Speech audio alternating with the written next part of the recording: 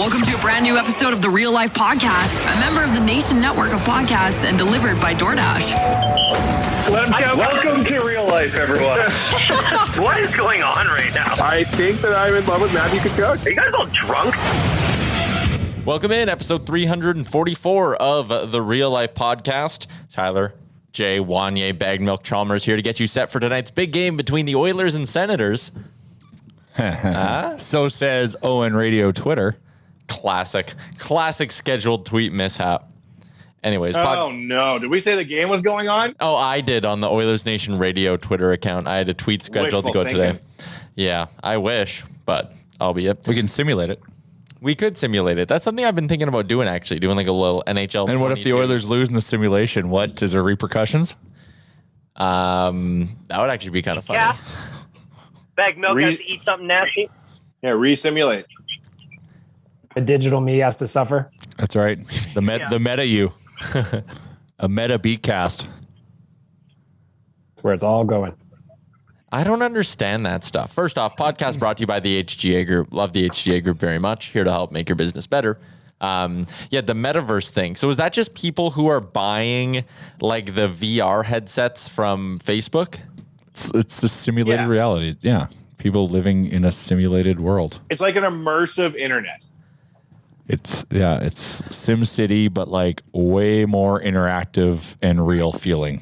That kind of makes me uncomfortable. It's like you're in Minecraft, but it's like you got a whole world, and you can, if you pay enough money, you can live next to Snoop Dogg. Yes. Yeah. So there's like a virtual economy and whatnot. Oh yeah. Yes. Oh, very 100%. virtual, very economic. Do you have to get a job? Some people like set up in, like I was reading about this. It's funny. I was talking about this with Wanya on Friday night. It's some people have set up shops in the digital universe where you can like buy NFTs in their online store and shit, and then put them up in your digital house. It's like, it's very, very weird. Yeah. Very weird. I don't know what's going on. Go ahead, Charles. I don't know what's going on with time right now, but I feel like I'm falling behind at a rapid pace. Like, I guess as you get older, everybody kind of loses touch with shit. But like right now, it's as quick as it's ever been. I don't know what the hell the metaverse is. Yeah, honestly, I'm pretty confused on the whole concept as well. It's like Chalmers, if you and I wanted to hang out, but we didn't want to leave our houses. So we jumped into like a group and our little avatars get to hang out and play basketball together or whatever. I think the metaverse is overrated, but I think the fact that we're sitting here right now on like an 8-way Zoom call in our own studio, living in a digital world outside of the normal world around us, I think we're already long past that point. We already live in a metaverse of sorts, right? Mm-hmm. Which is another way to... What special equipment do you need to be in the metaverse? Like, so metaverse is VR based, right? So you basically strap a TV to your face, which is a pretty crappy interface. But then you're living in a VR world where you can go places and do things, much like being in a game. You can control your little avatar guy and go around and do shit. Just think of it as a VR game, really, is all it is. Chalmers, I'm going to give you some homework. On Netflix, there's a documentary called Life 2.0, and this is like early metaverse shit. And this was released in 2010. So these people are all living in a world that's internet based. And sometimes if you watch the documentary, you'll see they lose sight of what's going on in the real world around them because they're so immersed in this space. We do that all the time. It's the Matrix. We do that all the time on Twitter, for heaven's sakes. The difference, Charles, why it's so in the news now is that Facebook owns this company called Oculus Rift, right? And it's a VR company. And Facebook, because of all the kerfuffle in Congress and stuff, have renamed the company Meta. And they're betting the farm that just like they got everybody to move onto the Facebook platform, they're betting they can move everybody into like a VR world that they own. Whether it works or not, who knows? VR that's Facebook. Why it's so in the, that's why it's so in the news. It's because Facebook's like, this is where we're headed, everybody. Yeah. But there's also platforms like Sandbox, which is a game you can play where it has a very real, it's kind of like if you play an app on your phone, like a Clash of Clans type thing, but you're immersed in that sandbox world and you can buy things within that world. It'd be so cool to be a barbarian attacking a level 12 wall, at least feel like as a barbarian in Clash of Clans in the metaverse. Yeah. Okay, so I didn't know that this was all connected, but one night I was sitting bored and I like to read stuff online and learn things because I feel like I am falling behind at a rapid pace. And so I started to read how exactly cryptocurrency wallets work and all this kind of stuff. And I wanted to sign up and just kind of. Let me send you a referral link. I've already done it. You can have more than one, buddy. I started a wallet and I bought cryptocurrency called Sand because it was connected to Facebook, and it Sand Chalmers is the currency for this sandbox universe I was just talking about. Whoa. Yes, and so that's something I bought, and immediately it went up like 45% from what I bought. And wow. So I was like, well, you know what? This is just it's not a life-changing amount of money. I just want to kind of like see what happens and just like watch it. And it went up and down so much. And the fact is I went onto that digital wallet, and I damned if I could figure out how I would ever like withdraw that money. Cash you know what out. I mean? It's like sports betting, Chalmers. You don't need to cash out. You need to bet more. Well, it's like cashing out from an offshore book. It's probably easier than you think, Chalmers. It's just your learning curve is you're still at the base of it. So like the laptop I'm on right now, I bought with profits that I got from crypto last year. Ooh, flex. Flex. Gotcha. Really? Well, Are we talking to a Winklevoss over here? Man, I've loved this shit for a long time. It's not going anywhere. Baggedmillk is about this world. Yes. I'm out here trading NFTs. I'm trading crypto. I love all this shit. He's even got a Meta OnlyFans account. That's right. I use the wallet Binance. Is that a good or a bad one? That's a big one. Sure.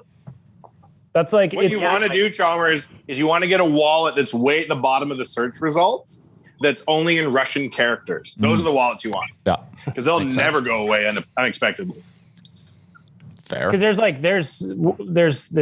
like, it depends. So you actually got a good wallet in my opinion, Chalmers, but there's also ones like if you read about, if you want to read about a bunch of people losing their money, you could read about Mount Gox from like 5, 6, 7 years ago where they just show up and it's gone one day. Yeah. The guy had millions of dollars in crypto holdings and then all of a sudden just went gone. Like Kaiser Sose. So my boy Ross Hannafin had a bunch on a USB key. He lost it. She's still sifting through the traffic or the garbage dump trying to find it.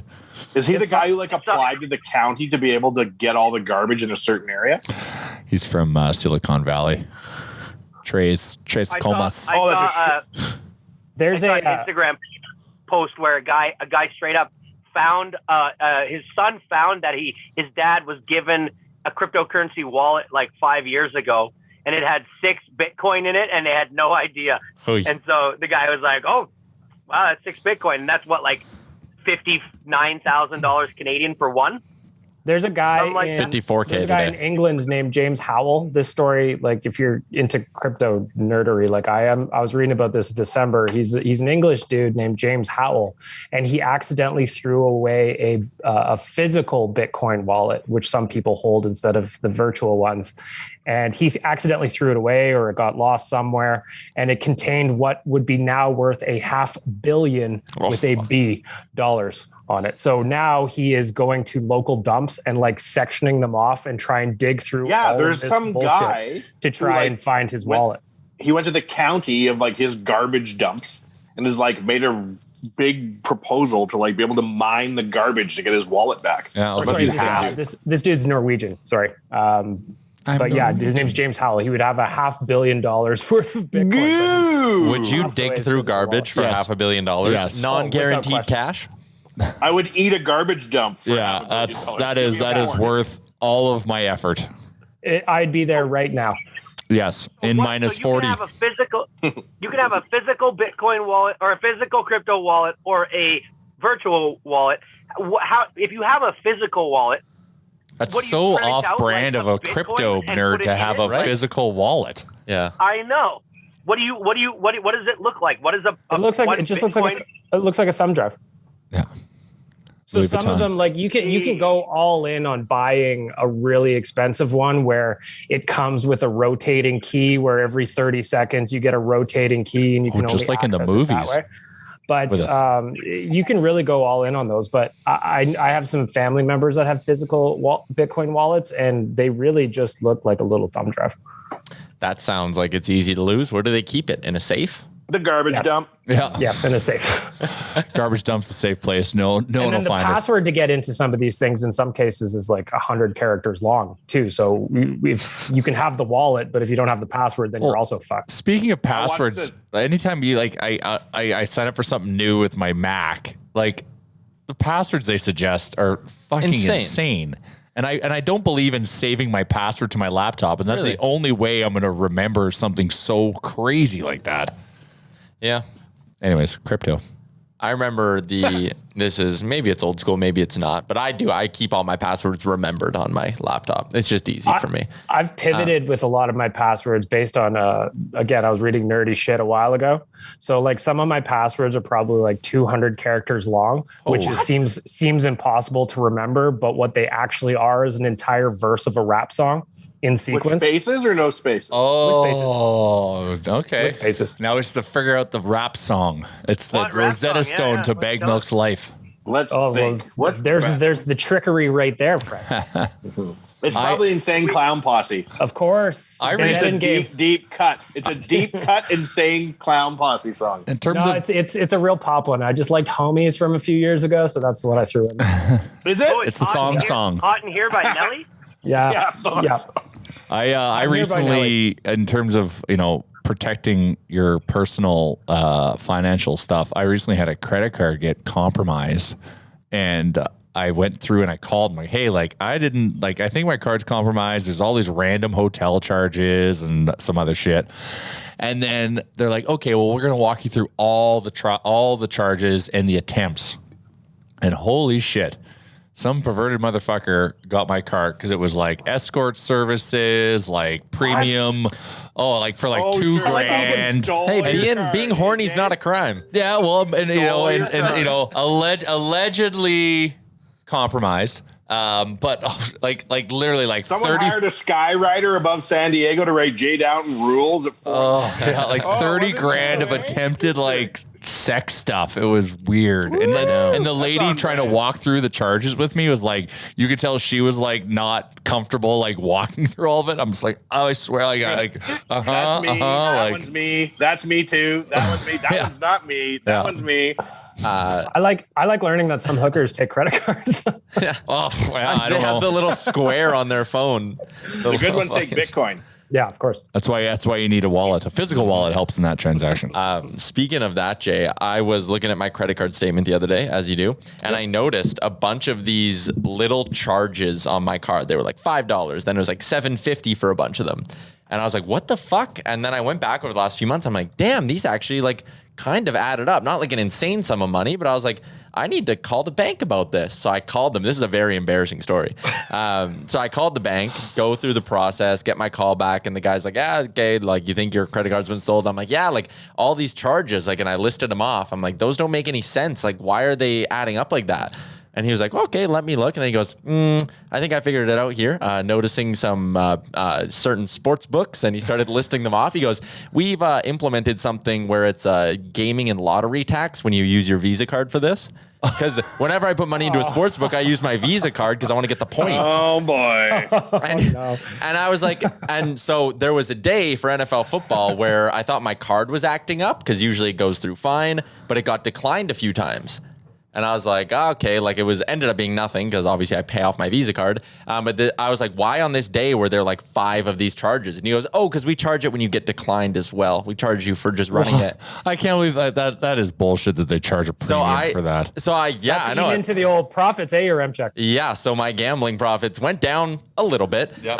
Luckily, I did have a good month betting on NFL, so it was fine in the grand scheme of things. But now I got to use my debit card for the sports books because...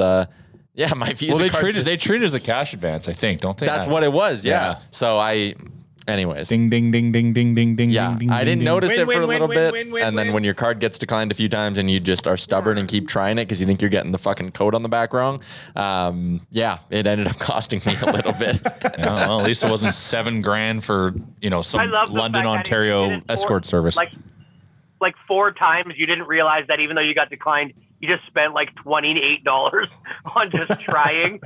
The determination we have as degenerate gamblers to get money into your account. Trust me, I've gone through situations where I've had to input one credit card to work, try the other one, you got to run a portfolio of credit cards sometimes to be able to be a good sports bettor. But now that's becoming Burlington, Ontario escort service. London, Ontario. Yeah, a lot of charges in London, Ontario. Wow. Yeah. And then Super 8s in BC. Super 8s in BC, Marriott's in London, Ontario. And then escort services in the London, Ontario region. And you're sure that's not you? You just got back from 14 days in London, Ontario. Yeah. And when I said, "How was your trip?" Visiting my 90-day fiance in London, Ontario. Yeah, you said you never left the hotel the entire time, and I was like, "Well, what have you been doing?" Well, to be fair, I was in Toronto in November, and I was supposed to go last week. And London, Ontario is a fun little town, by the way. Never been. I've been there. Home of the Knights. And they just got really cool little pubs and vibes there. Well, it's college town, right? There's Western University. There's fucking payphones everywhere still. It's like stepping back in time. It's very, very. Well, no wonder whatever. I'm not going to finish that. London, Ontario, they call it Payphone City. Yep. Mm-hmm. Home of Alexander Graham Bell. Really? Yep. Of course. And they pay homage with all the payphones. Yeah, that explains it. Landlines. Everyone in the town or in the city, they can only use a landline. Yeah, they send cables to one another. Services too.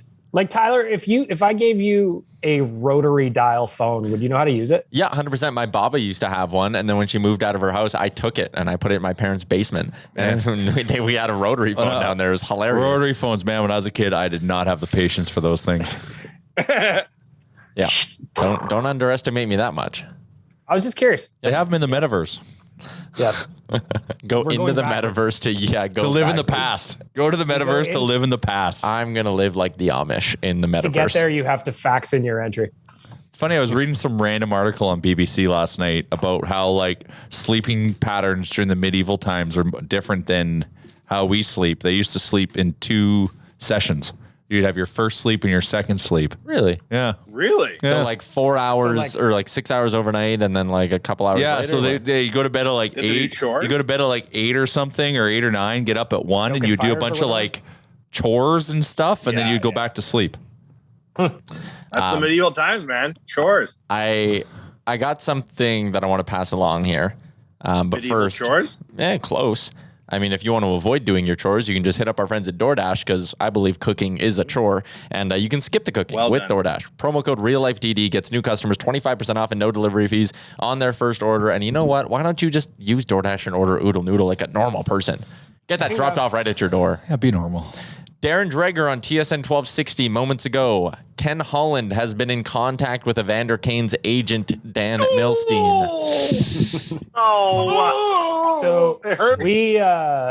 Cam Lewis wrote about Evander Kane this morning at OilersNation.com. Cool. It's the flavor du jour. And what's interesting, though, is Oilers fans seem really split on the idea. Yeah, it's probably 50-50. It's probably, Cam and I were talking about it after the article went up, just seeing the feedback. And we thought it was going to be like universally no. But that doesn't seem the case. So amongst some remove.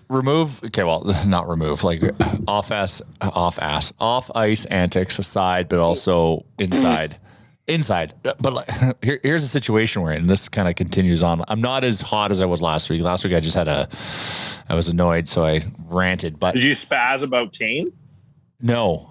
But our roster construction, current state, salary cap situation, forces our hand to entertain something like this, because we can't afford to, make a big splash, or, we've got bad contracts that we can't get rid of. Yeah. It forces you to have to entertain something like this. And that's unfortunate. Yeah, it is unfortunate, because you would hope the Oilers would be in a spot right now in year 7 of McDavid, year 8 of Draisaitl, where they don't need to entertain things like this. No. And the team's just good enough where you go, nope, don't even need that headache. But, and again, if just for the moment we're putting the off-ice stuff to the side. Tough to do, but yes. How do you do that? I know. But his numbers, 22 goals in 56 games, 26 goals in 64 games, 30 in 75, 29 in 78, 28 the year before that, 20 the year bore that. Like all this dude does I know. Puts up points, but he annoys and his I'll get to teammates. that. You can't take this stuff off away from it. I don't want to agree. cheer for this guy. I'd rather not make the playoffs without him than make the playoffs with him. I don't want him. I don't want him around. I don't want to cheer for him. I don't want him to spoil our good team. I agree. This guy is a fucking loser. I'm Plus, sorry, you're right. Rules out Dustin Byfuglien ever being an Oiler. This is why I would never be able to be like an MLB sports writer who has to vote on the Hall of Fame. I could not separate the two. I would be awful at that. I can't do it in this moment. No. And so that's my view, and I will not change that. And the point I wanted to make when I was done rattling off his numbers there was that production is absolutely spectacular when you consider you could probably get him for $1 million. And even with all that, I don't touch him, and I don't even really have to think that hard about it. Like I don't think so. It's just what is Ken Holland doing? What's he calling to say I'm not? He doesn't have a choice. No, he doesn't have a choice. We need scoring, and so that's the problem. We've created a circumstance where you have to reach out and have that conversation, which is not good. Putting us in that position, then. Yeah, I mean, that is on Holland for putting us in this position. And if this is his solution to fix the depth, then I'm not happy about it because like Chalmers said, I want to enjoy rooting for the Edmonton Oilers. And if it's Evander Kane scoring 2 goals in a big game, I don't feel as good because, again, this goes back. Take the COVID shit he's done this year off the table. The San Jose Sharks, even with all that production, were not bringing him back this year. They were telling him to go home. They suspended him. They talked to the team, the players, everyone decided, we don't want that guy around our organization.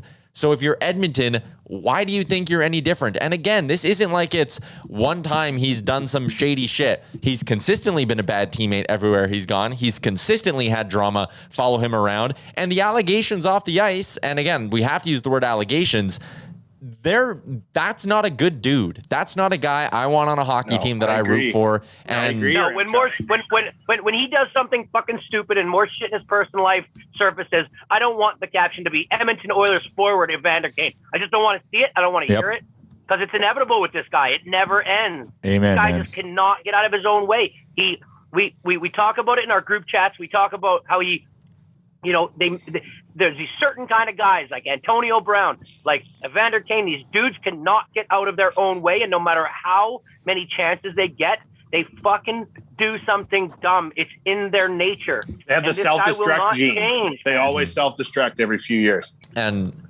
and I don't want it to say Edmonton Oilers forward Evander Kane. Calgary Flame forward Evander Kane. I don't make the playoffs. I don't even want him in the NHL. Saddle Dome destroyed. Evander Kane. this one has KHL written all over it. My opinion. But even like, if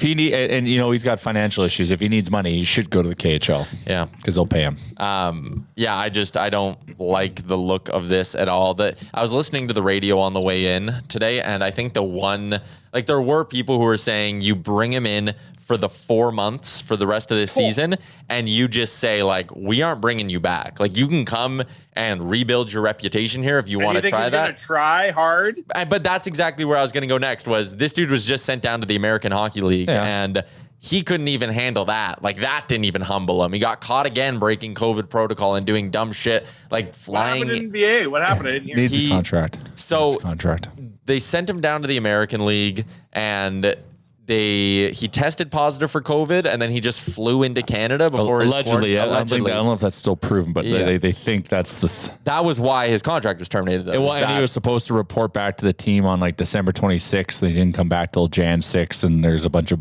allegedly bullshit reasons as to why that didn't happen. But apparently it's enough for NHL team needs to be pretty certain, and I think they got the league involved, that they can push the termination button on a contract. So they feel confident enough to do that. Money? No, it means that's like $28 million. 22.5, I believe. Or no, it's 20. You're listening to the rundown this morning. You're on the rundown this morning. 22.5 was Mike Richards and 28's Evander Kane. You have the type of problems that he has 4 years financially through gambling, through domestic. Does he not get that money? Doesn't get the money. You get a $28 billion contract and you screwed up this bad. Yeah, that's just a guy that just is. He'll never get it. I just can't. I can't. He'll never get it. I can't with this guy. He's just an idiot. I I'll never have time for dudes like So what this. Chalmers is saying is Just he too loves much. Evander Kane and wants him Long to mentor Connor McDavid. Yeah. That's what I'm How hearing. long? And Right, how Chalmers? long he does come here. He does come here. Let's say, how long until he's tweeting about this city's a hunk of shit and it's too goddamn cold. Like we don't Played need in it. Winnipeg, We don't man. need it. And he hated it. And he played in Buffalo. He did play in Buffalo. And, love both cities. And he was in. So what you're he saying was in is bring him, Atlanta sign Thrasher. him, and make him captain? Can you imagine? It's a joint press You conference. rebuilding around him? Give him the extra year because he believes. Oh no. He went the no. extra year. Oh no. But whatever. We talk and we mock, but the reality is like we don't have much to spend at the moment unless we make some big moves, and like we have to entertain this for some Resorting to fucking people weird who had reason. their contracts terminated. Let's bring back You Mike always- Richards. You always talk about you drinking the Kool-Aid, and I don't know what the fuck's in this Kool-Aid the last couple of weeks, but you are Well, no, out it's there, my man. yeah, but I do drink the Kool-Aid. I try to extract the positive from everything, especially going into the season. But when we go through what we go through, it's because I drink the Kool-Aid and expect sometimes the results of that Kool-Aid is supposed to deliver. And the fact that it's not the case, you have to kind of do an assessment and call it what it is. But it's all coming from a place of love. Paul Vispot is Evander Kane, the savior, with quotations around it. Line JR. No. Quote, Chalmers loves Evander Kane, thinks he's the future of the Oilers, and end title. All right. I can't even imagine Evander Kane's mental state doing half the shit he pulls. But that just. What are you doing, dude? Do you want to fucking lose your huge ass contract? Well, he Man, has pretty much lost it. I mean, unless That's they what I mean. But like there's no the coming thought back. process leading up to this, right? It wasn't like one bad thing happened and he got in huge shit. This guy's been given a shitload of chances. There's probably a ton of stuff we don't even know about that he's done. Yeah. Oh, that's for sure. well, the one thing that I've learned about guys who consistently ruin their chances is don't give him any more. It's not that hard. They aren't going to change. Yeah. Never works in sports, no matter what sport it is. There's always those guys. Yeah. We traded, didn't we trade Ryan Strome for a guy kind of like that? He was a piece of shit. Ryan Spooner, I mean, he just came in and he was largely irrelevant for his But time also, here. like, his teammates never liked him and shit like that. I don't Well, it's not like we traded Jordan Eberle for him indirectly or anything. Well, I support the Everly for Strome. It made so much sense at that time. And Strome for Spooner is the that's the if we still had Strome in the lineup, we'd be super happy. There's your 3C problem. We had him. A lot of our problems is we had the guys. We just and he's assistant captain and beloved. How do we have Connor loved him. They talked about that. That was the other thing that drove me What the nuts. They talked fuck? about the Strome trade. They talked about how Connor would be upset with it because of how good of friends they were. Like, oh my God. does that mean Connor didn't sign off on the deal ultimately? Fuck no. Not on that one. And I have a Never. funny Why feeling are we doing anything without consulting Connor at this stage of the game? both of those deals, like Kajula for Manning, there's no way Wow. Connor would have been Why like, do you, "Yep." you don't, yes, you never do that. Like, even if Manning was actually good, you still don't do that. And- Stand by your guy. Your guy. Like, Connor's your guy. Like, Yes. he's the guy.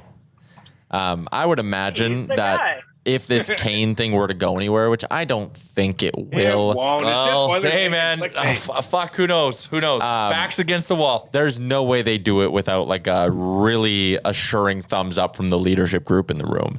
Because you don't bring in a potential poison like that without really making sure the leaders in the room are prepared for that. And considering what we've seen from the Oilers, I don't think. we don't have the room to carry a guy like that. No, I don't think so. I don't know if you can answer this, Chuck, or anybody else.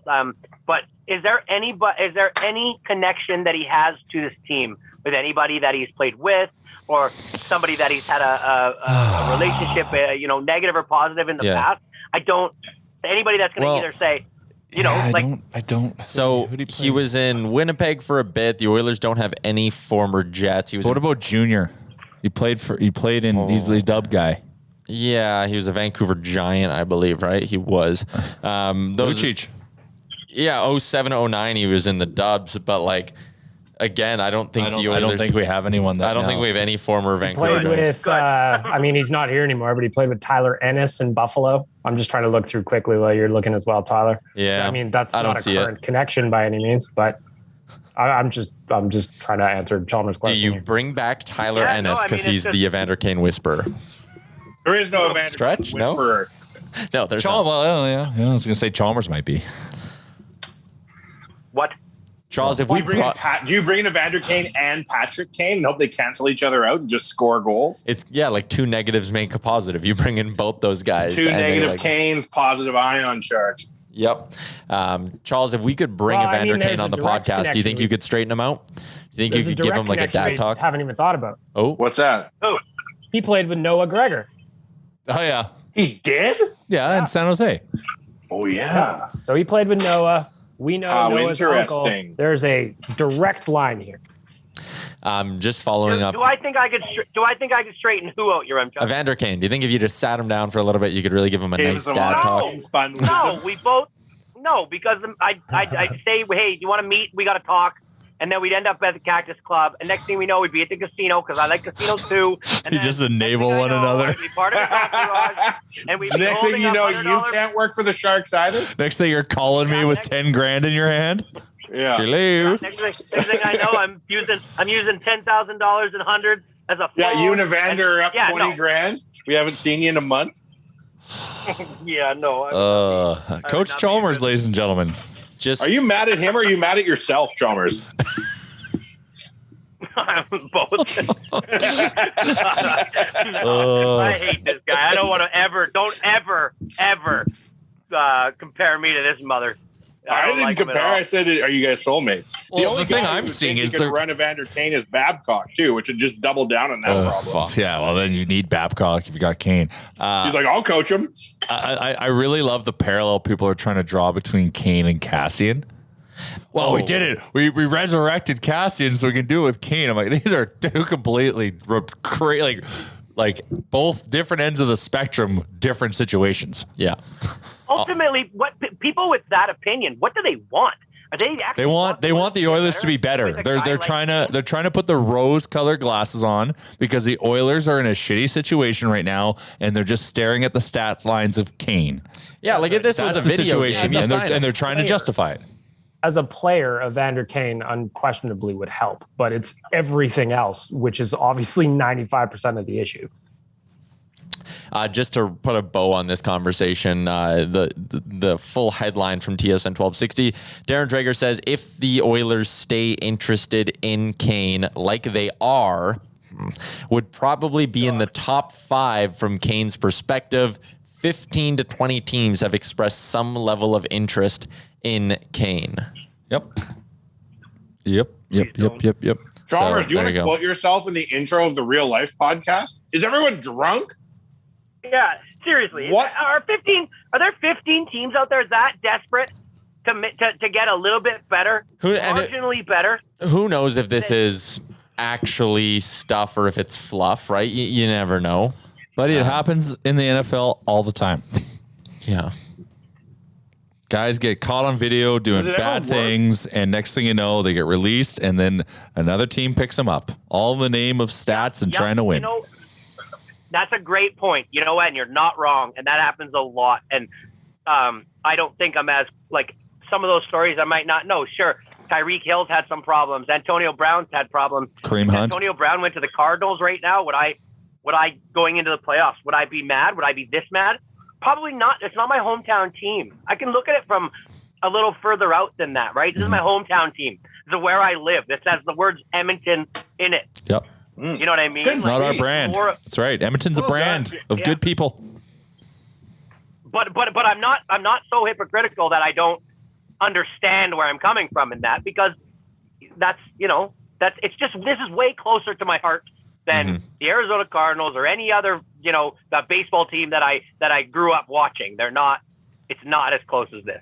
Fair. Chalmers, I was recently out in London, Ontario for an extended trip I can't discuss. And it occurred to me while I was there, I had a lot of time on my hands. And I thought to myself then, and I think to myself now, Evander Kane is not an option. There you go. And I agree with you. Well, We were talking about that in London, Ontario. Speaking things close to our heart, I'm assuming was close to a lot of our hearts and molded and shaped us into the great people. And probably Evander Kane did not watch this television father of ours is R.I.P. Bob Saget, aka Danny Tanner. That's a bummer, man. What That was a a hard fucking one. year. Yeah, that's a rough one. That one hurts, man. That one, Full House played a really big part of my life. Mine too. I loved Full House, and then as I got older, the funny thing is I have two memories or thoughts of Bob Saget in my life. One is Danny Tanner, unquestionably. I loved Full House, and then one as I got older was learning that he did stand up and the flavor of stand up comedy that he polar did opposites. is just so completely opposite of what Danny Tanner was. So then I really embraced his stand-up for just the weirdness and the blue. It was so blue and so crude, and it was just so funny. Right, Baggedmillk. So like, it's exact same as me because you grow up with him on Full House, you see how he is. But then I was a big America's Funniest Home Videos fan. Oh yeah, so good. Loved it. That was Sunday nights. Like, this is the cheesiest dad jokes you could ever have. And then I He does a little voice. this guy's an actual stand-up comedian. And then the difference as to which he was a comedian, it floored me. I just remember being like, okay, this guy is one of the coolest ever. Like, that's what makes go it on special. Radio shows or like, yeah, he reminded me of guys like you remember Super Dave Osborne? Oh, love Super Dave. Where their sense of humors were just like so out there. Norm Macdonald, these guys, when they went on talk shows and you could tell they were the comedian amongst the comedians that were loved. Like the comedians loved them. You know what I mean? That's what blows me away about Full House. Watching it now, knowing how Bob Saget actually was, it's like insane that he could pretend. How did he get the role? Actor. How did he get the role of Danny Tanner if that's who Bob comic, Saget right? is? Wasn't he? He didn't know who he was. Oh yeah, well, and he got to get the gig. Like, good for him. I That means saw he had a video. radio. I mean, like, it wasn't well known. He was an off-color comic when they hired him. Like, he was a relative unknown. 100%. I saw a video on Twitter that he wasn't in the pilot though. Like, he was in the original one. Oh, that's interesting. Pull up who was. That's like I said, like that's the whole thing. Like, because us growing up with Full House, you'll always see Danny Tanner when you see Bob Saget. So when he's going and talking like that, you're like, Danny Tanner, watch your mouth. That adds to like the entertainment value of Bob Saget. It was Entourage for me where I first saw him out of Danny Tanner character. Yeah. Remember how he was on Entourage? He was great on Entourage. It blew my mind how different he was. Like, it was like he was completely a different human being.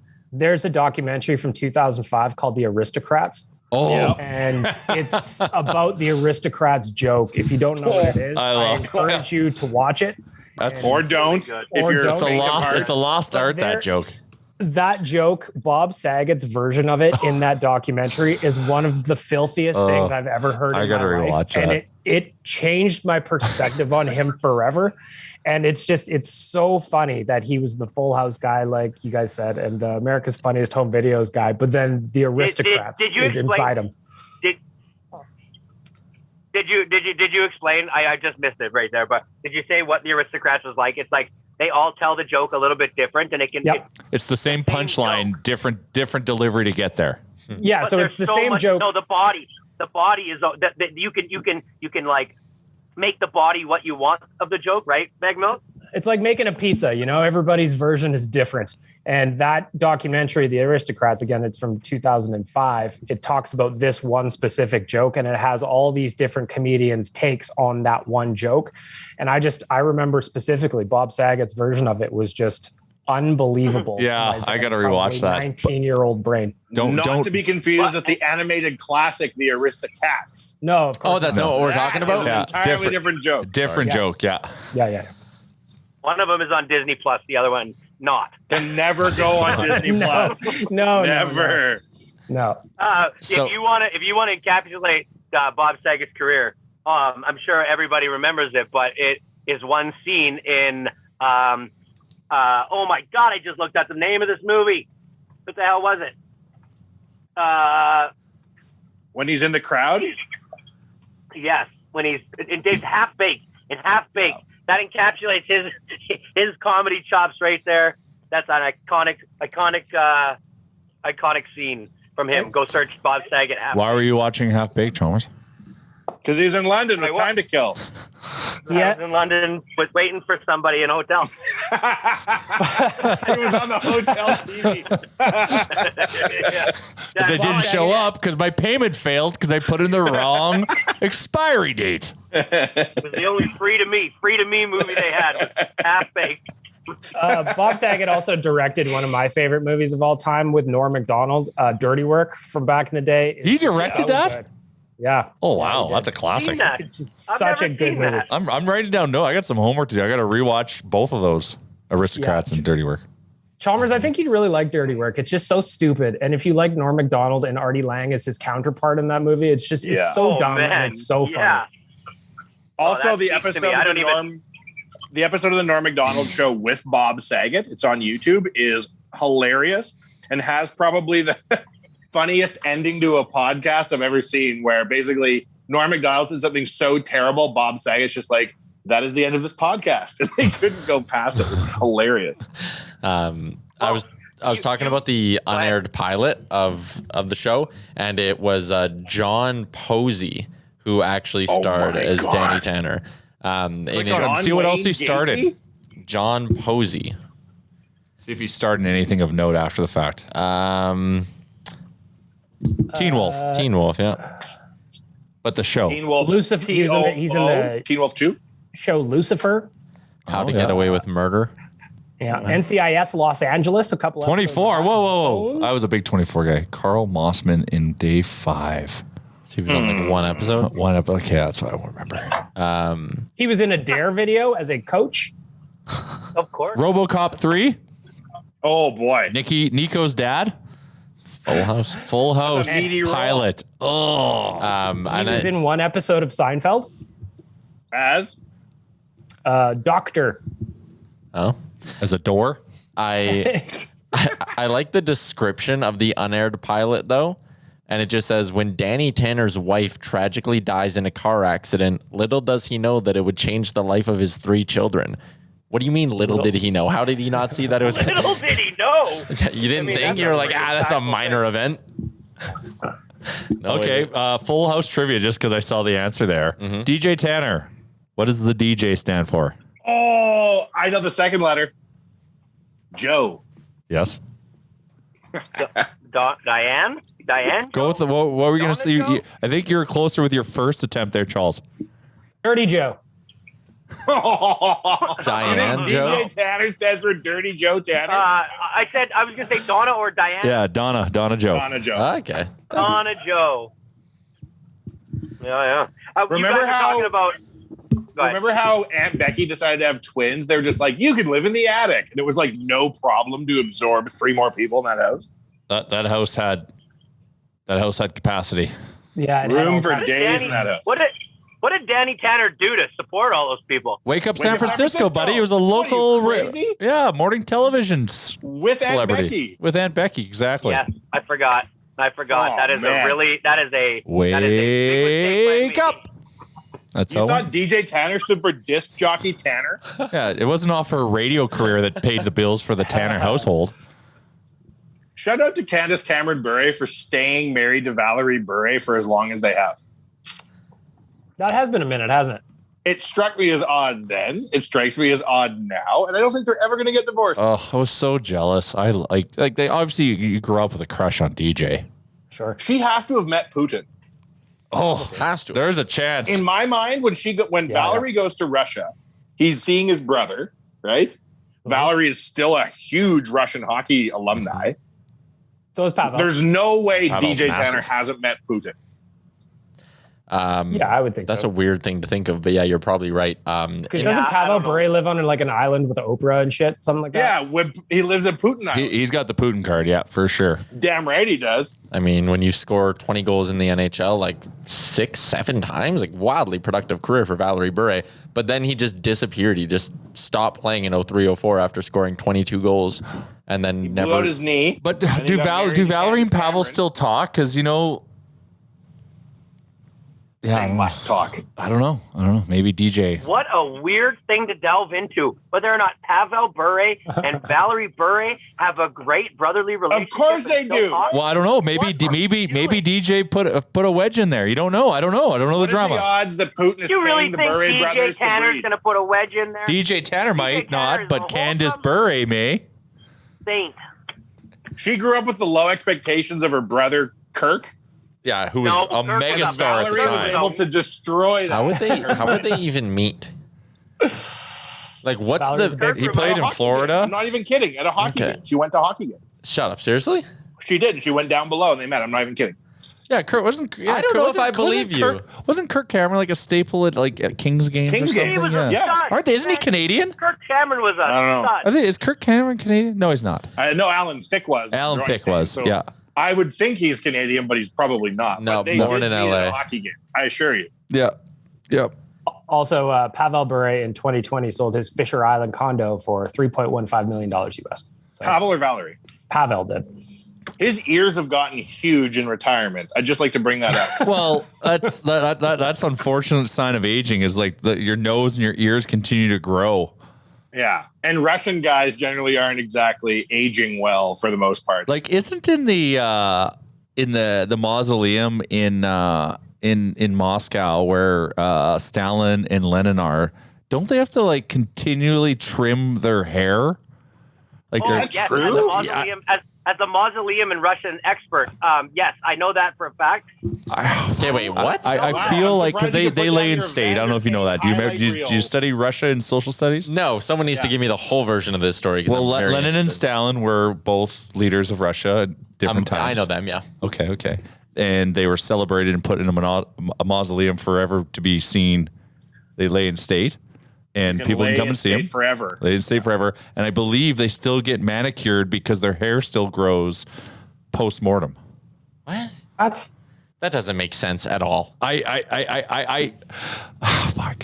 I know they have. I can't say that I've read I'm on this, it. but I swear I remember this in class. Like this So- was brought up in class. So I just Googled, does Stalin still get haircuts? And I'm Sure. not really finding much.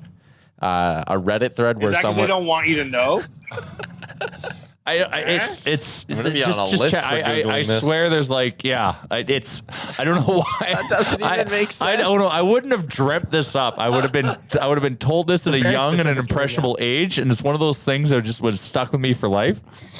So does that mean that they'll just get smaller and smaller as their biomatter converts into hair and they don't eat anything new until one day they're just A tuft of Furby? hair with two little feet? Yeah, it'd be interesting to see what they look like now. But I have a question for you. Do you think in 1,000 years they're still lying in state? Or do you think Russia has like a referendum in the year 30? Yeah, Putin will just punt them and it'll be him. Putin? If there was ever a moment in time where I realized we need hockey more than ever, it's right now. Well, oh my, like I can't find anything about haircuts. There's definitely caretakers. trimming, but like I hair can't trimming. Like find anything haircuts might not be that. Like, do they still get their hair trimmed or manicured or something? Do they, That's they Rasputin, use a isn't it? Manscaped razor? Stalin. Oh, young Stalin was a handsome Oh, man. wow. I like to think that Stalin keeps it tight still. Young Stalin photos. He was a handsome man. Jeez, I'll only say that once, but Wow. yeah, Chalmers. From To your Stalin and Evander to your Kane, point, huh? man. There's been Now, if Stalin could score 20, would you thaw him out and sign him to the oil? That's the real question. well, yeah, he would definitely want full control of the team. Yeah, it doesn't work well. He'd have to wear the K, not the C. Can we Talk about how we haven't played hockey in 9 years and You we're wanna- just rambling about the wanna Russian talk Revolution. if you want to talk about something else, you can't yet because I need to talk about how much I freaking love twigandberries.ca. Oh, thank you. Finally, something positive. Save 15% with the promo code NATION15. The weather is warming up, so why would you not get some of the ODR gear and hit the ice looking as good as you can? Twigandberries.ca. Well, an ODR season is recently- finally I back was upon recently- us after being robbed from us for 3 weeks with this crazy. Did you see Josh Clausen's tweet? If you're 50 Yeah. years or younger, you have not experienced a cold snap like this. Insane. That's wild. That is I was insane. recently out east on a trip, and I was meeting a lot of new people wearing twig and berries. And without exception, everyone complimented me on my new underwear. All right. Very comfortable. That's a powerful Very supportive. testimonial. Yep. Pride of London. So yeah, sorry, I just needed to give some love to Twig and Berries there. But yeah, hasn't been a lot of hockey recently. And like, are they even going to play this? Like, we just dumped a bunch more people, and granted, I shouldn't say dump them in, but like a bunch more players just entered COVID protocol. Like, hey, is Saturday going to be like? No. Is that a reality? Now, to be fair, you should have McDavid and Draisaitl for that game. So, I'd play. Yeah, How can you ice a 23-man roster with 5 people on your 23-man roster ostensibly out? When was our last At game? least. Jan It was against 3rd? the Leafs. Jan 5th? That was the last Wednesday. Jan 5th? Last Wednesday, yeah. So we'll be 10 days, 9 days without a game. Yep. And then again, even if we play Saturday, then we don't play again until the 20th against Florida. So we're going to go through a stretch where we have 2 games in 14 days. Yeah, and then That's great. And then we have to momentum. play the biggest game of catch up ever because they haven't extended the season yet. Like this is, I know we got 3 weeks in the Olympic break, but still, we've got how many postponed games? How many games are going to be postponed in the next 2 weeks? There's already 4 postponed in January, plus the ones from December, that whole week there. Okay. Jay, what if I told you I'm from the future, and in the next 2 weeks, Stalin and Lenin reanimate and attack the world, and there is no NHL playoffs? At least they'll have a nice haircut. It would look good. Yep. Yeah, they'll be Berries prim and underwear. proper. Okay, I have a question because I realized I just may have done math wrong. Stunner. So On brand. the Oilers, after the Leafs game, it was January 6th, was the day after. So that means from January 6th to January 20th, the Oilers will play 2 games. Is that 2 games in 14 days or 2 games in 15 days? There's a game of 14 because they're playing a game on that day. Oh no, it would be 15, 16. It would be right? 15. Yeah. See, and that always fucks with me The old when I'm fence doing post, this stuff. fence post rule. Yeah, I you don't. gotta I never include that know what's day. the proper way to You're do starting it. at 1, not at 0. So we play what, the 15th, and then then we go to Winnipeg 16th. No, No, postponed. Chicago postponed. Oh, this is boring. Let's go back to talking about pubes. Well, Solid speaking of pubes, which whatever, I had to get a physical. I had my first ever physical of my life today. You've never had a Holy physical. man. Never had a physical. How'd it go? Are you about to enter the You- North Korean army? Well, it's a very revealing process. Yes. Jay, can you take I your just a pants physical. off? Like you pull your pants and your underwear down past your bum? That's like, Like you're a kindergartner at a urinal. yeah, that was it was an interesting experience this morning. Thankfully, everything is okay. Yeah, when they check the old tackle and everything, it's wild. Yeah, 3 testicles, all in good working order, so that's good. I also have never been for a physical, and I feel like I really Well, you're should. young. Yeah, but I was talking about this actually the other day with some family members, and they were like, "You need to get on that. That's embarrassing that you haven't done Yeah, it." sure. Yeah, do it. Like I regret that I waited so long. I'm glad that I did it. And Chalmers, do you do physicals? Yeah, I've had a physical. I've had it every 5 years, 35 and 40. And when at 35, I thought I was going to get Mr. Jellyfinger, but my defense or my doctor keeps pushing the goalposts back and making it every 5 years. I'm starting to think. Yeah. I'm starting to get a little worried. He doesn't actually want to give it to me, or So- what? Because That's part of the reason I was avoiding this is because I thought that's what a physical I know a gal was, out No, in that's part of it. Ontario That's part of that it. Credit cards. That's part of it. but not at my age. None of my and so Chalmers, same thing. I got deferred too. I got deferred. He's like, yeah, no, like based on like the answers to your that questions makes me here. feel a little better that it's not about me. It's not. Yeah. I said I'm like I really like I manscaped. I cleaned up for you. Like, can we just get this over with? Jeez. And, See, no, I'm terrible. I can't. I didn't come in. I'm due for a maintenance check, and I didn't. And I was like, oh shit! Like once again, first time. Like I'm like, I don't know what I'm walking into, and I wish I was. I'll be more prepared for the next one. I'll tell you that much. I always clean my car before I take it to the body shop. I don't want them working on a dirty car. So Holy you shit. gotta take a little bit of pride in your. I didn't take any pride, Chalmers. I didn't take any pride. I didn't know I was in a situation where pride was needed, and now I know. All right, I am just gonna. You know what? Just I'm ready to be stripped naked at a moment's notice, 363 days a year. You never know. Here's that's my just thing. because your neighbors might always be watching. You never know when you're gonna end up naked, boys. You know. I was on the verge of saying to my doctor during my last physical, like, these are really aggressive lumen lights you have in this office. Can we put a dimmer on this? Like, I don't know if we need it to be the fucking surface of the sun in here, but it's really uncomfortable. No, it's, everything, if you're doing something uncomfortable, it's easier to do kind of in the dark, with the lights down a little lower, if you know what I mean. You don't like playing under the lights, eh? You don't want the guy who's looking you over to make sure you're healthy to be able to see. I get it. Yeah. I also want some Kenny G playing because he wants more time of feeling around, if you know what I mean. Yeah, I really want him to feel around as long as he needs to. He doesn't need to see anything. What he needs to do is touch and feel, and man, he's got to trust his instincts. Chalmers, I don't know if you're in a doctor in this story. I don't think you've gone to the No, he's in London, Ontario. I got checked by a man in a van. I don't know what you guys are talking about. If I wasn't at the doctor, trust me, I would have got the finger in the butt. Oh, you guys got that test where you're just standing at a bus stop and a guy pulls up with a van that says doctor on the side and says, "We picked you, it's your turn." Yeah. Yeah, like that. Yeah, when he was I was like, what the hell?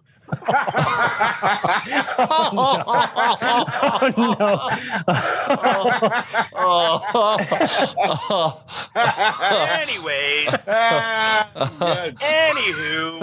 That's weird day. Oh, that is a funny There may not be another Oilers game for a month, boys. We're gonna have to keep. This is where it's getting to. This is. They can't call this is like pause content. Signing Evander Kane, telling that joke. Okay, well, let's all ratings, all laughs. In the immortal words of Ross Geller, let's pivot to something different. Yeah, there's still a lot I need to check off the list for this show. I got a couple things too. Okay, that's awesome, but I'm not going to let you talk right now. So. Let your M-Check make money. Why? What do you got to do? Well, usually this is the part of our show on Monday where we do a TradeSlink hardest worker, but since the Oilers barely played in the last week, I feel like it's a weird time to give a hardest worker, so I'll just give some love to TradeSlink. Jay's credit card. That's the hardest. They were working. Actually, the lady that had to go through all of the charges on my card. Mm-hmm. I like that. You deserve hardest worker? She does. No, she does. I'll give a TradeSlink hardest worker to Tyler for helping me get my podcast set up on Friday evening, even though he did not have to. So thank you for that, Tyler. Yep. Did Steve Jobs get back to us on the status of Apple? He is not. I will get on that in just a second. Better late than never is up everywhere, but Steve Jobs has yet to answer my emails. Oh, no. I was telling some of my friends this weekend who work in the trades about TradeSlink, and they were very intrigued. It's basically like LinkedIn, but for trades workers. It's a local operation as well. Promote your top skills with vouchers. Keep a digital wallet for your certifications and education with notifications as well. So I like all of that right there. Shout out to TradeSlink. Okay, Chalmers, now you can go. What do you want to talk about? I got a TradeSlink hardest worker of the week. And if you guys could all go to the real life chat that we have, I have posted a picture of the player on the PGA Tour who this week I love him. Broke the all-time record for the lowest four-round score in a tournament at minus 34. His name is Cameron Smith. And this guy has got to be your new favorite golfer. This guy's the lowest you're talking about? He is a vibe. Him and Will Zalatoris. Guy I am talking about. He's the new John Daly. He is an Australian. He rocks a mullet. He's got a mustache. He has Australia, the initials for Australia, AUS, shaved in the side of his mullet. He is an absolute unit. Legend. He's got a mole on his shoulder. I'd like him to go get looked at. And right now, he is playing out of this world golf. I'm telling you, this guy's going to take the world by storm. He kind of did last year. He was, he had some really good tournaments. He was in the thick of it in a major. And to start off this year already, and to look the way he looks. What a look this guy has. Oh, he's a vibe. I love him. So he is my TradeSlink hardest worker of the week. What's his name? Cameron Smith. Yeah. Wow. All right. Yeah, you're going to love this guy. And then, so Wanya, you like when I break down fun things in sports. Always. You're the best at it.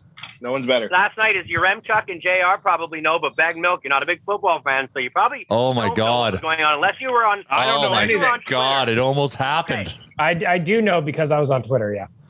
Yeah, so last night, Twitter was a buzz because there was a football game last night, Wanya, between the LA Chargers and the Las Vegas Raiders. Yes. And it just so happened that if these two teams, and ties are very uncommon in the NFL, But if these two teams were to tie this game, they would both make the playoffs. That's right. I remember talking about this last time. Yes. If one team won, they were in and the other was out. If the other team won, same thing. So they play an amazing game. They march down the field, and the Chargers, with 0 time left on the clock, tie the game up. So they go into overtime. Woo! So the game ended a tie? Just wait. It gets better. These two teams then decide, they look at each other and they're like, we're going to play for this. There's 5 minutes of overtime. They both march down. They trade field goals to still have it tied up with 1:32 left on the clock. And the Raiders have the ball at about midfield. The Raiders in first and second down, they show a package that they're not really very urgent. They're not really getting up to the line. They're looking, and the perception is, you know what? They're just going to run this clock out. They're rivals. And it's uncommon. It's what everybody wants. Everybody's like, this is unbelievable. The only fan base that doesn't want it is the Pittsburgh Steelers. If these two teams tie, the Pittsburgh Steelers are out. If one of them wins, the Pittsburgh Steelers are in. 1:32 left on the clock. It's getting down to about 39 seconds for third down. And if nobody does anything, the Raiders most likely just run the ball twice, let the clock hit 0. But the LA Chargers coach decides to call a timeout, and everybody is confused as to what he's doing. Why are you calling a timeout? The Raiders go back to their huddle, and they're like, he's on defense. I don't mean to interrupt. He's on defense. They're on defense. They are on defense. And they called a timeout on D. Yeah. They call a timeout on D, and they didn't have to. And what happens is the Raiders then come out, and they say, after the game, they confirm that this decision to call a timeout changed their mind. They then run a play on third down to get a first down with about 9 seconds left, where they would take a penalty if they didn't, and they kick a field goal to win the game. Chargers lose the game. It was unbelievable. So had they not called a timeout, they were going to run it out? Yeah. I don't buy that. I do. That's basically. Why don't you buy that? Basically, Derek Carr said that. You can see it mouthed when Austin Eckler is talking to their backup tight end. He basically asked them, "Were you going to kneel it out?" And the guy says, "Yeah." And Austin Eckler just has this look on his face, like, "My God, what were you thinking?" The fact is two guys after the game commentated that they said, guys who have played football said, you should have known the writing was on the wall. When in first and second down, with 1:30 left, usually the offense is very urgent to get to the line, to get the plays off in time, right? To use as much of the time as they possibly can. And the Oakland Raiders were just walking to the line, no urgency. And I don't care what anybody says. This dude coached himself and his team out of the playoffs by doing that. And it was almost like the Raiders are going like, why would you just call that timeout? You know what? Fuck you. We're going to punish you for that. That was stupid. You shouldn't have done that, and punish them for it. Why do you think that it wasn't the case, Chuck? Because I think they were going to do a run play anyways. I think they were obviously going to give the ball to Jacobs, and Jacobs got the first down. And I think Jacobs very easily could have gotten that first down, considering how terrible LA has been against the run, both in that game and all season. I think they would have ran a play with Jacobs, and they would have gotten closer regardless. I get that it's like the big headline that, like, Staley. No, you're missing this. You're missing it. You're missing it. With 39 seconds on a 35-second play clock, that's now allowing for 2 more plays. They had the beginning of the play clock where they called the timeout. The Raiders were not running up to the line to try to get this playoff. Because they knew they had a timeout in their bag and they could run one more play. They could have ran that running play with Jacobs with 12 seconds left on the clock, had enough time to get it, timeout, and go kick. The body language from them showed that it did not look like that's what they were going to do. That exchange with Eckler is real life, Chuck.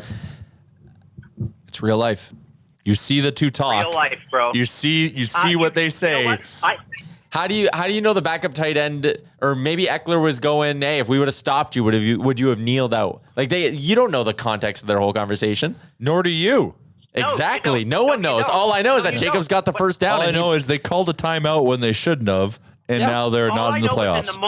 in the moment, it did not seem like the Raiders gave two shits as to whether or not they scored again, and were happy with the tie. And when the timeout got called, the Raiders changed their mindset, as confirmed by Derek Carr in the sideline interview afterwards.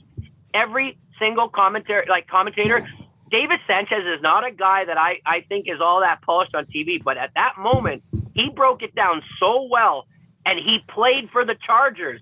He knows football. He's a defensive player for the Chargers. He's like, I knew on first and second down that the Raiders had no intentions of actively trying to rush this ball up and kick a field goal. But there was incentive for them to win that football game. Who would you rather play in round one, the Chiefs or Bengals? Play the Chiefs. Yeah, to not have to play the Chiefs. So that's another reason why I don't necessarily buy that they would have kneeled it out, especially when it was pretty clear there's no chance LA's going to get the ball back. Why would you not be trying to win? You don't give a shit about the Chargers or the Steelers. You care about not playing the Chiefs in round one, in my opinion. I don't know. But it's a hilarious story. So you're saying it this way. Collinsworth and Al Michaels were floored on the broadcast that they were calling a timeout. Were confused by it. Mm-hmm. Everybody afterwards is saying the same thing that I'm thinking. In the moment, I was like, this is the dumbest thing I've ever seen. You know, I get you can look at the hindsight, and maybe we will never know, but the way that it looks, the optics of it, is that Brandon Staley, the coach of the LA Chargers, coached himself, overthought his position, wanted to be aggressive, and coached himself out of the playoffs. Chalmers, listen to me. The escorts of London have a saying. Show some urgency. You know what I'm saying? Look, then they would have called the timeout. Paid in full or I don't show. We take credit cards. $3 on a $100. Anyways, I wanted to go to bed last night, but that game would not let me. And by the end of it, I couldn't even sleep. I was on Twitter so much. I was interacting with like everything I could see. That was one of the best football games I've watched all year. And it was so much fun. It was great. It was a great weekend of sports. Okay, we're going to parlay this. We don't have a lot of time left in the pod, but we're going to parlay this into a little bit of betting talk for our friends at PointsBet, who have a new partnership with the NHL Alumni Association. What's this all about? I saw the tweets. It's really cool. And actually, in the next week, I think actually 7 days from today, we're going to have Glenn Healy on the DFO Rundown to chat a little bit more about this partnership between PointsBet and the NHL Alumni Association. There's going to be some really cool opportunities to do a ton of really cool content with these two. So excited for that. Shout out to PointsBet. Chalmers, I know you're a big football bettor, as am I, and Jay. So here we go. I'll rattle off the spreads for you, okay? Bengals are 6-point favorites against the Raiders. Bills are 4-point favorites against the Pats. Bucks are 9.5-point favorites against the Eagles. Cowboys are getting are 3-point favorites against the Niners. Chiefs are 12.5-point favorites against the Steelers. Rams are 4-point favorites against the Cardinals. What do you like? I like the Bucks with the minus spread. 9.5. I'd probably do a parlay because I think I don't like. I quietly kind of have been enjoying the Bengals this season. I really like the Cowboys at +3. I thought that would be way higher. Or -3. Sorry. Way higher. I like the Bucks at 9.5. That would be like a. I think the Niners beat the Cowboys. Ooh, +125 on the money line there. Yeah, hell yeah. I'll be putting my money where my mouth is. I like the Chiefs at -12.5 against the Steelers. I don't think the Steelers are that good. I don't think they are, but it's just like that's such a big spread. It's not even fun. And I like the Bills, obviously, to win, but at -4 worries me just a little bit. I would maybe take that down to 2.5 and parlay it with something, but I would take the Cardinals. I would also take the Cardinals at +4. Of course you would. Or you go Cards money line +170. Of course you would. Do you want me to tell you what my 4:30 to 5:30 looked like yesterday? This is real quick. I'm driving to my son's hockey game. The way that it was standing, the 49ers, if they won the game against the Rams, and the Cardinals won the game against the Seahawks, Arizona would have had a home playoff game this weekend. Hence, I would have been in Phoenix this weekend for a home playoff game. And I was pumped. Everything was happening. And the Cardinals give up 2 touchdowns and a field goal in the last quarter of the game to lose to a 3-13 Seahawks team, and the 49ers do what they're supposed to do. I was devastated. Cardinals are limping into the playoffs. Limping. Hey, buddy, they didn't have to win that game. Limping. What about the game before that? The game before that? The game before that? Limp. They had a great Limp game before Biscuit. that. What are you talking about? No, body of work. They're gonna beat the Rams. Nope. Even though the Rams are good. Chalmers, care to place a podcast bet? Yes. Ooh. Yes. Are we doing the spread or just money line? Fuck! I hate the spread. I'd prefer. You'd prefer the spread? Fine, money line. I don't care. Let's do money line. I ain't a skirt. Let's. What does money line mean? What does that mean? Just straight up, no spread. Means it's So just just who straight up, no wins? spread. 50, Just who 50, wins. Yeah. 50 clams? Sounds good. Done. There you go. A podcast wager for NFL football this weekend. Speaking of wagers, shout out to Electronic Jordan, who squared up nicely on a bet he and I made earlier this year. He bet me that the Bills wouldn't win the AFC East. I said absolutely they would. And since I won, Electronic Jordan made Barely won, right? Barely, but who cares? Still that's won. fair. Win's a win. Electronic Jordan made a donation to the Edmonton Food Bank. So shout out to him for keeping good on his word on that wager. Your M-Truck, trivia question for you. Mm-hmm. Something's going to happen next week, and it's the first time ever in the NFL history. What is it? Bills, Pats 3 times in a season? Is that right? No. What is it? I don't know. This next weekend, the Cardinals and the Rams are playing a Monday night football game, which is the first time ever in the playoffs in the history of the NFL that there has been a Monday night football playoff game. I love that. I like spreading them out. Why is it happening?